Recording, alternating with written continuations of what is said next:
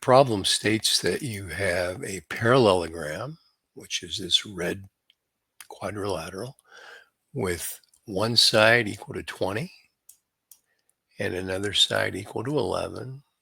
Of course, opposite sides of a parallelogram are congruent. And you're also told that the length of the short diagonal, which is this solid green line, is 13.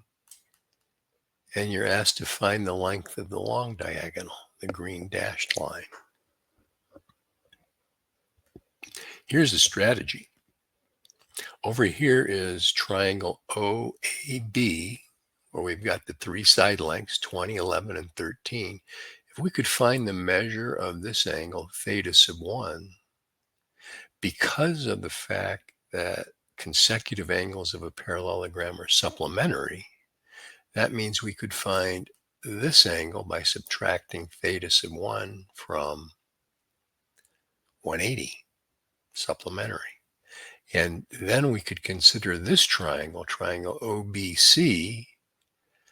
We now know two sides and the included angle because we found theta sub 2, and we could use the law of cosines to find the length of that long diagonal. So here's what that looks like.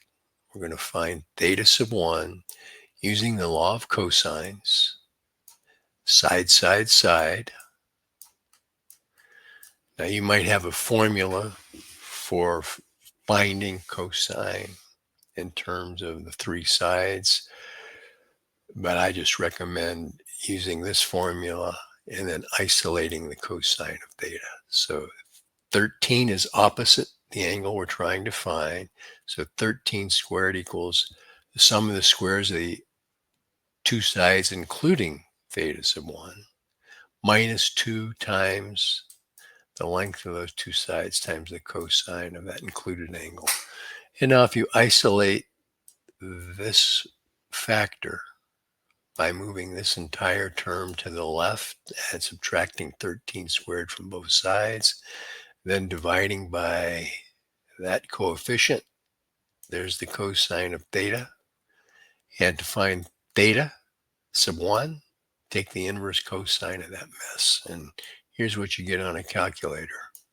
36.869 degrees. This is in degrees.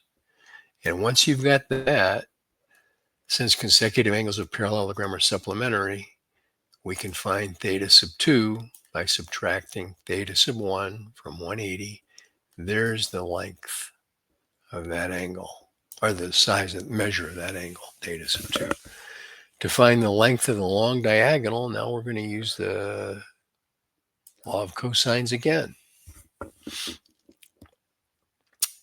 We now know theta sub 2, so this is a side angle side relationship.